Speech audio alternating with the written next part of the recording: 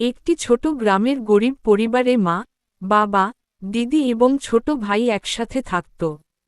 একদিন বাবা নদীতে মাছ ধরতে গিয়ে দুর্ঘটনায় মারা যান। এরপর সংসারের সব দায়িত্ব পড়ে মায়ের উপর।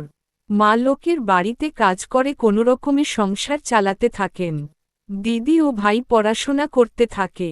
দিদি উচ্চ মাধ্যমিক পাশ করার পর তাকে বিয়ে দিয়ে দেওয়া হয়। আর ভাই মাধ্যমিক পাশ করে সংসারের দায়িত্ব নিতে কাজ শুরু করে। পরে তার মামা তাকে একটি টোটো গাড়ি কিনে দেন। সেই টোটো চালিয়ে সে ধীরে ধীরে টাকা জমায়, জমি কেনে এবং নতুন পাকা বাড়ি তৈরি করে। সময় হলে পরিবারের লোকেরা তার বিয়ে ঠিক করে। মেয়েটিকে ভালো মনে হওয়ায় তাদের বিয়ে হয়। কিন্তু বিয়ের কয়েকদিন পরই জানা যায় মেয়েটির আগে একটি প্রেমের সম্পর্ক ছিল। একদিন সে পালানোর চেষ্টা করে, পরে আবার তার বয়ফ্রেন্ডের সাথে পালিয়ে যায়। ছেলেটি অনেক খোঁজাখুঁজি করে, এমনকি মন্দির ও তান্ত্রিকের কাছেও যায়, কিন্তু তাকে আর ফিরিয়ে আনতে পারে না।